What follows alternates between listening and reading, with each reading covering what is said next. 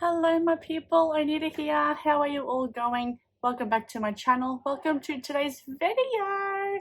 It is my January TBR for next year. It's only like a few days away. As of filming this, it is literally like 4 days away. I'm excited for this reading year, this upcoming reading year, just because I'm excited to read books, you know. There are some read-a-thon reads. Well, there's actually a read-a-thon I want to do, which is the Winterween read-a-thon, which goes from the 3rd of January to the 9th of January, which is my birthday. And then as well, I do have just like my normal regular TBR that I want to read. So in saying that, I do actually have 5 books with the Winterthon. No, not Winterthon. What do I keep saying? Winterthon. With the Winterween and my regular TBR, altogether I have 5 books. So let me just get started with the Winterween, since it takes place in the first week of January. So the prompts are: 1, to read a book in the dark or at night. 2 is to read a book with a winter setting. 3 is read a book with snow on the cover. 4, read a horror novella. And 5, read a book that gives you thrills and chills. I know you don't have to complete every single one of these prompts. I think I may get at least 4 of them done, maybe even 3, which is really good because I can just like read one book, and just have them bundled up for 2 prompts. So for the first prompt, I'll easily get the first prompt done because I usually do my reading mainly at night time anyway, but I've never read in the dark, so that's going to be very interesting. Second one, to read a book in a winter setting. I don't know if any of these books I'm going to be reading take place in a winter setting. I don't think so, but there could be a possibility, which is a book I'm reading for prompt 3, which is Stolen Tongues by, what's his name again? Felix Blackwell. This is going to be one of the first books I read. It's around 320 pages on the Kindle app. Should not take me long to read, and it has snow on the cover. I wonder if it also takes place in the winter. I'm not entirely sure. A romantic cabin getaway doesn't go exactly as planned. High up on the windswept cliffs of Pale Peak, Faye and Felix celebrate their new engagement, not apartment. Soon a chorus of ghastly noises erupts from the nearby woods. The screams of animals, the cries of children, and the mad babble of 100 mournful voices. A dark figure looms near the windows in the dead of night, whispering to Faye. As the weather turns deadly, Felix discovers that his terrified fiancée isn't just mumbling in her sleep. She's whispering back. Originally a contest-winning story on Reddit.com's horror community No Sleep, Stolen Tongues has received widespread acclaim and has been optioned for film. Okay. That is very, very interesting. Optioned for film. Ooh, that's going to be a damn good horror movie by the sounds of it. So that is filling prompt 3.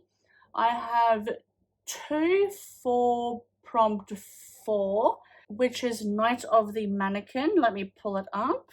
Okay, so Night of the Mannequins by Stephen Graham Jones. A nice little short horror novella. We thought we'd play a prank on her, and now most of us are dead. One last laugh for the summer as it winds down. One last prank just to scare a friend. Bringing a mannequin into a theater is just some harmless fun, right? Until it wakes up, until it starts killing.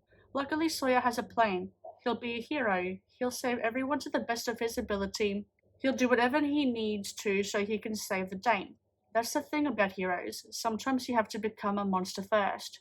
I have actually heard about this one and have wanted to read this one for quite a while now, and I'm happy that I am going to be getting a chance to read it. And also, there's just something absolutely creepy about mannequins. You have to admit. So I am expecting that one to give me some nightmares. I really am. And the third book I will be reading for this reading challenge is another short little horror novella, which is Follow Me to Ground by Sue Rainsford. Now, I have had my eye on this for a little while, and I have heard very good things about this. In a house in the woods, Ada and her father live peacefully, tending to their garden and the wildlife in it. They are not human though. Ada was made by her father from the ground, a unique patch of earth with birthing and healing properties. Though perhaps he didn't get her quite right.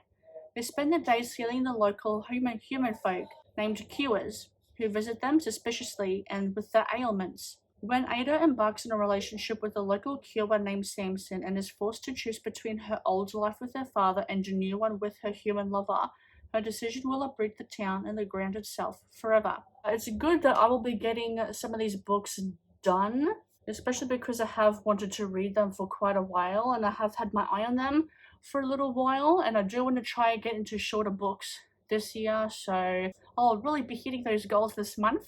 Book 5, read a prompt that gives you thrills and chills. I'm expecting these 3 books to hopefully scare me in some way, even though I am pretty used to horror. Even though I am pretty used to horror movies, I am hoping, with all fingers crossed, that I'll get scared a little bit and give me some chills, give me some thrills, some intense kind of scenes, and yeah, it's gonna be fun. I can't wait for it. Now we are on to the regular TBR. I only have 2, but these are longer books, and hopefully I will get through the first 3 in the week, for the Winterween read-a-thon thing, and hopefully I will have time to read these books. The first one is The Starless Crown by James Rowlands. This is a fantasy. It is coming out January 3, so when the Winterween read-a-thon starts, it will be released. An alliance embarks on a dangerous journey to uncover the secrets of the distant past and save their world in this captivating, deeply visionary adventure. A gifted student foretells an apocalypse. Her reward is a sentence of death. Fleeing into the unknown, she is drawn into a team of outcasts. A broken soldier who once again takes up the weapons he is forbidden to wield and carves a trail back home. A drunken prince who steps out from his beloved brother's shadow and claims a purpose of his own. An imprisoned thief who escapes the crushing dark and discovers a gleaming artifact, one that will ignite a power struggle across the globe. On the run, hunted by enemies old and new, they must learn to trust each other in order to survive in a world evolved in strange, beautiful, and deadly ways, and uncover ancient secrets that holds the key to their salvation. But with each passing moment, doom draws closer. Who will claim the Starless Crown? This author has previously written thriller books before, so I'm very curious to see how he's going to be writing fantasy as a thriller writer. And the next one, the last one for my regular TBR, is going to be A Shadow in the Ember by Jennifer L. Armentrout. This is the first book in the spin-off series to the From Blood and Ash series, and this series is going to be called Flesh and Fire, and it follows the gods.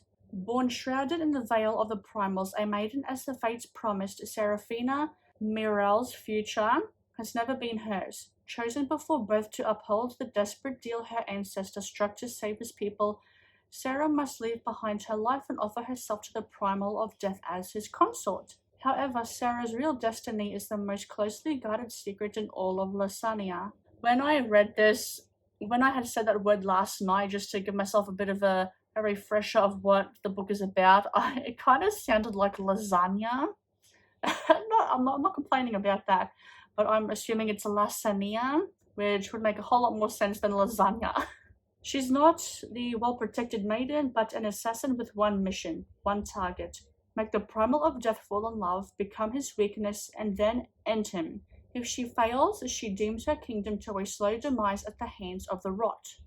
Sarah has always known that what she is, chosen, consort, assassin, weapon. A spectre never fully formed, yet drenched in blood. A monster, until the primal of death's unexpected words and deeds chase away the darkness gathering inside her, and his seductive touch ignites a passion she's never allowed herself to feel and cannot feel for him. But Sarah has never had a choice. Either way, her life is forfeit. It always has been, as she has been forever touched by life and death. Now, I think, looking at the Apple Books review, it does say, where is it? It's a alluring twist on the Hades and Persephone myth, and there does seem to be a bit of a Hades and Persephone retelling. There really does seem to be that. Either way, I fell head over heels in love with the World from Blood and Ash series by Jennifer L. Armentrout, and it was just incredible. is it incredible. I have heard people say that this should have been the first book to be released in a series kind of thing, and like have this one be the first one to give some background, and then have the From Blood and Ash series as like a spin-off, or maybe even the main one. I'm not entirely sure. A slow burn love story, I'm assuming. And I just it doesn't tell you too much, does it?